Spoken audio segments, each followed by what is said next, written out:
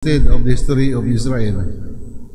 Una, itong Lunes, ang ni hari na imperyo mo ang Assyrian Empire, din bisulong nila unta ang kining moong Kingdom of Judah. Apan ang Ginoo intervene sa maong nga unta plano busa gibala ang anghel kadto sa kampo o gipamatay ang mga 150 soldiers sa Assyrian Empire. This time, sa year 587, gisulong sa bag-o mitumaw nga empire, ang Babylonian Empire, ang Jerusalem. Kunya, sulong, wala kayo namatay ng mga Hudiyo. Surrender man si Jehoiakim o in short Joaquin. So, surrender o banang iyang asawa o banang iyang mga pamilya, mga anak. Kana bang si Joaquin, king of Judah, at the age of 18 nahimo siyang hari. Tulo pa ka siya kabulan sa iyang pagkahari mo ng pagsulong sa Babylonian Empire under King Nebuchadnezzar II.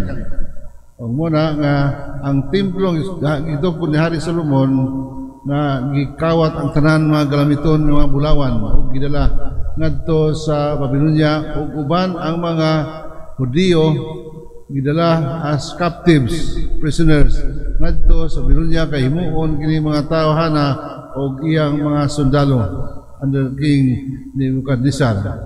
Unya ang uyuan ni King Jehoiakim nga mao nga King Sidikaya yang uncle nga gi-appoint ni King Nebuchadnezzar sa Huda nga mahimong hari. Busabot a puppet king. Muna diha. So, 50 years dito sa Babylonia o sa diha mitumaw ang another strong empire nga ang Persian Empire under King Cyrus the Great. Nga magisulong ang Babylonia o napukan o gipauli ang mga Hudiyo.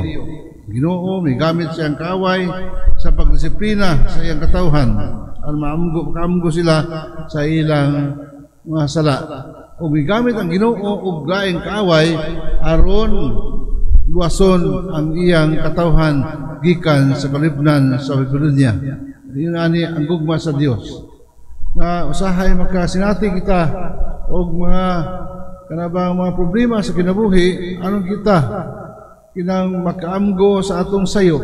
Muna nga agwali gabi sa minatay ngayon kung usahay ang okasyon ang sakit ang atong sakit nga giantos na usahay okasyon ni sa Ginoo aron kita makahinumdom kaniya. Kay during our selling life wa kita makahinumdom sa Ginoo sa pagpasalamat kaniya sa kaayo niya kanato Ginoo nagpadayon kita sa atong sala nga buhat. And the gospel today ingon ang dili tanan paabot sa paghukom. Ingon ang Ginoo dili ang tanan nga tawag kanang Ginoo makasulod sa ingarian sa langit.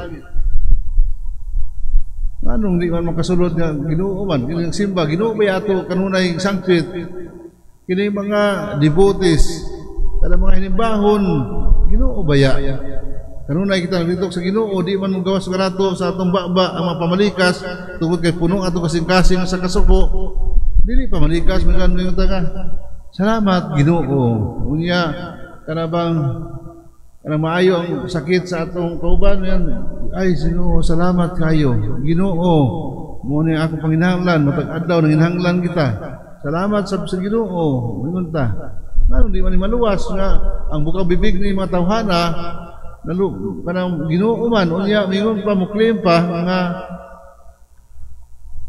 naggamit kami sa imong ngalan aron pagpahawa sa mga panulay kami gamit sa imong ngalan aron maayo ang masakiton ngano di man maluwas mingon ang Ginoo wala ko makailak kaninyo pahawa kamong mga sala. There is a difference between working for God and working with God.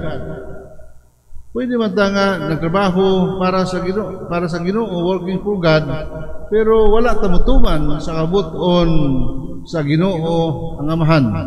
Muna murag dako kay ning address sa mga kaparian o mga tinawag sa Dios nga mag-alagad simbahan. Ingon niya, ambot kaninyo wa kailan ninyo. Sige mo visa diha, sige mo og sangyaw. Wala ko makailan kayo pahawak ko mga panuway. Ano mingon si panuway kay kadtong mga tao nga kanunay nagsangpit, kanunay nagsimba, apan wala nila makita sa Dios ang buhat, no? Kay mingon siya nga ang standard niya sa langit nga mao nga kanabang kun dili kamo mutuman sa kabuton samahan ato sa langit. Wa gid mo kailangan Ginoo, kadto lamang nga nagtuman sa kabuton sa amahan, natua sa langit. Kanabang gunta nga ang atong pagsimba doon na siya'y social dimension. Ang atong paglitok sa Ginoo nga makita sa atong relasyon sa isig katao. Kadaghan mga inimbahon na mga kaila apan kung suod ka kanila adito mga pamalikas sulod sa balay kasab-an ang mga katabang ang mga anak buntag sa iyo pumalikaso na so hinibahon na siya ha hinibahon.